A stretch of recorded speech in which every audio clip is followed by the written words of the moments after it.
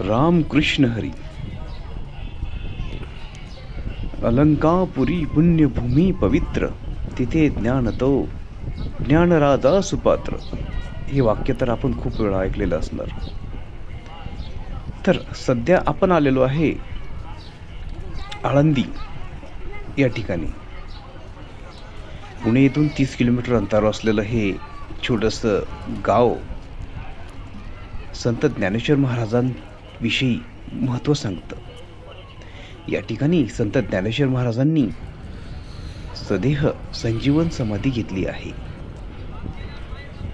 या ठिकाणाचं महत्त्व म्हणजे या आळंदी गावाचं जुनं नाव अलंकापुरी असं आहे.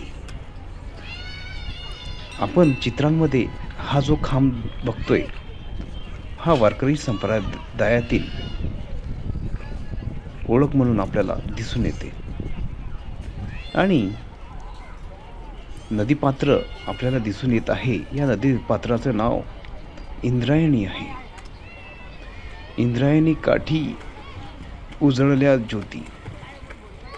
संत ज्ञानेश्वर माऊलींनी या ठिकाणीच कृष्ण पक्षाच्या दिवशी संजीवन समाधी घेतली आहे. श्री सिद्धेश्वर मंदिर, महादेवाचे हजारो वर्षापासून असलेले मंदिर च्या समोर नंदी महाराजांच्या बाजूला संत ज्ञानेश्वर महाराजांनी संजीवन समाधी घेतलेली आहे. हे ठिकाण खूप प्रसिद्ध आहे. भारतभरातून वारकरी या ठिकाणी जल्लोष साजरा करण्यासाठी येतात, दर्शन करतात आणि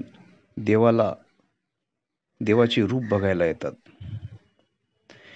ज्या संत ज्ञानेश्वर माऊलींनी रेड्यांच्या मुखातून वेद बोलविला,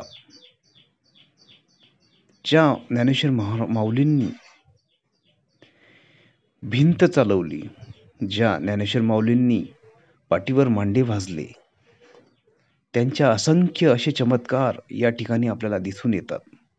त्यांनी ज्ञानेश्वरी, हरिपाठ, चांगदेव पासष्टी, अभंग, भरपूर कविता, ताटीचे अभंग लिहिलेले आहेत. संत ज्ञानेश्वर महाराज यांची कीर्ती महान होती. ते कधीही मृत झालेले नाही असा त्यांच्या ग्रंथामधून उल्लेख आहे. स्वतः त्यांनी जिवंत देह संजीवन समाधी ठेवलेली आहे या ठिकाणी. आता त्यांच्या गुरूंचे नाव आपण बघू. त्यांचे गुरु, त्यांचे ज्येष्ठ बंधू निवृत्तीनाथ होते.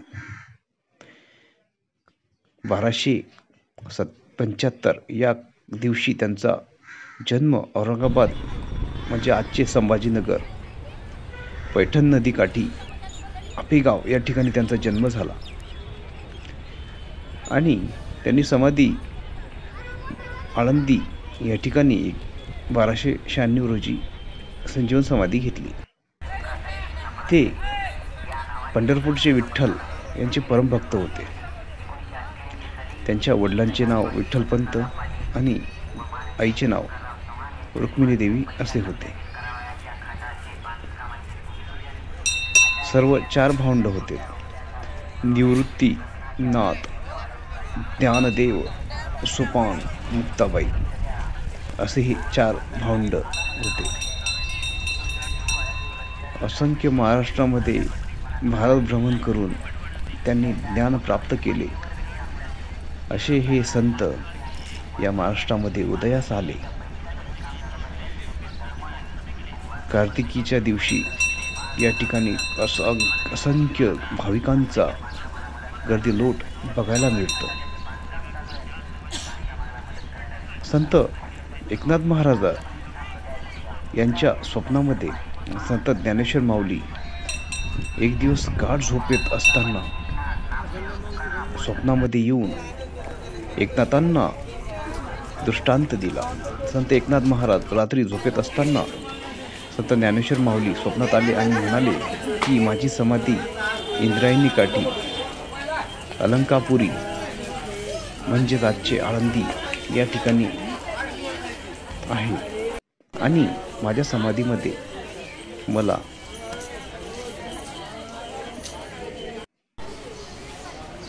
अजान वृक्षाचे मूळ माझ्या चेहऱ्यालगत मला या अजान वृक्षाच्या मुळाचा त्रास होत आहे ते काढण्यास सांगितले. त्यानंतर संत एकनाथ महाराज त्या ठिकाणी पोचून टाळ मृदंग दिंडी काढून पैठणवरून आळंदीमध्ये दाखल झाले व या एरियामध्ये या परिसरामध्ये असंख्य वारूळ झाडे झुडपे एवढ्या याच्यामध्ये त्यांनी या समाधीचा शोध घेतला. या समाधीजवळ येऊन त्यांना ही समाधी सापडलीच नाही. ते पिंपळाच्या झाडाखाली ध्यानमग्न झाले व संत ज्ञानेश्वर माऊलींचा धावा घेत राहिले की माऊली आपण कुठं आहात. तर संत ज्ञानेश्वर माऊलींनी त्यांना त्या ठिकाणी चमत्कारिक दृष्टांत दिला की माझी समाधी येथेच सिद्धेश्वर मंदिराच्या समोर आहे व नंदी आणि पाऊलखुणा आहे त्या खालूनच आपला समाधीकडे येण्याचा मार्ग आहे. तर त्यावेळीच संत एकनाथांनी नंदी महाराज आणि पाऊलखुणा काढून ते आतमध्ये गेले आणि संत ज्ञानेश्वर माऊलींच्या समाधींचे संजीवन समाधींचे दर्शन केले. दर्शन करून ते उठून 3 दिवस 3 रात्र संत ज्ञानेश्वर माऊलींचे त्या दोघांमध्ये संवाद झाला.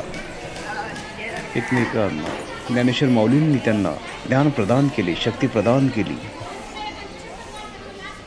आणि त्यानंतर एकनाथांनी ती समाधी कायमस्वरूपी बंद केली आणि त्या ठिकाणी माऊलींची समाधी वरती बांधण्यात आली. आपण चित्रामध्ये ज्ञानेश्वर महाराजांच्या समाधीचे दर्शन करत आहोत.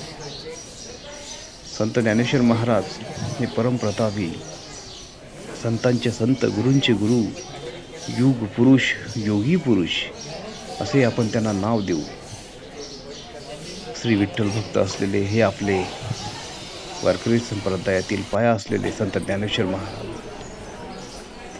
समोरील चित्रामध्ये वृक्ष आपण बघतोय सुवर्णपिंपळ. या सुवर्णपिंपळांना त्यांची माऊली, त्यांची माता यांनी प्रदक्षिणा घातली होती. समोर नंदी महाराज आहे. हा परिसर रस्ता बांधकाम दगड विटा मध्ये करण्यात आलेला आहे. त्याच्यावर कोरीव काम पण अप्रतिम पद्धतीने करण्यात आलेलं आहे. तर मित्रांनो, आजच्या व्हिडिओमध्ये अत्यंत अप्रतिम माहिती आपल्याला मिळालीच असेल.